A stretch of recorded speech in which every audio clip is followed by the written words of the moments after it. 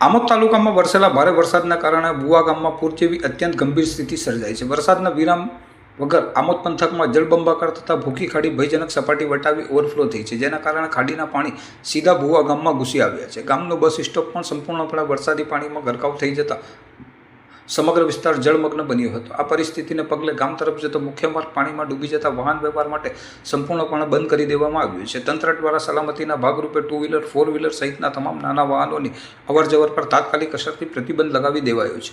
ગામમાં પૂરના પાણી ફરી વળતા અને મુખ્ય રસ્તો બંધ થઈ જતા સ્થાનિક રહીશો તેમજ મુસાફરોને ભારે આર્થિક અને શારીરિક હાલાકીનો સામનો કરવો પડી રહ્યો છે। કોઈપણ જાતની અપ્રિય ઘટના ન ઘટે તે માટે ઘટના સ્થળે પોલીસનો ચુસ્ત બંદોબસ્ત ગોઠવી દેવામાં આવ્યો છે અને પોલીસ તંત્ર દ્વારા સ્થાનિક લોકોને પાણીના ધસમસતા પ્રવાહમાં જોખમ ન લેવા અપીલ કરવામાં આવી છે। હાલમાં વહીવટી તંત્ર દ્વારા પાણીના સ્તર પર સતત અને બારીક નજર રાખવામાં આવી રહી છે અને સમગ્ર ટીમ એલર્ટ મોડ પર મૂકવામાં આવી છે। હવામાન વિભાગની આગાહી મુજબ જો હજુ પણ વધુ વરસાદ પડશે તો નીચાણવાળા વિસ્તારોમાં સ્થિતિ વધુ ગંભીર બનવાની ભીતિ હાલ તો સેવાઈ રહી છે। नाम रमेश भाई शांतिलाल राठौड़, तालुका पंचायत सदस्य।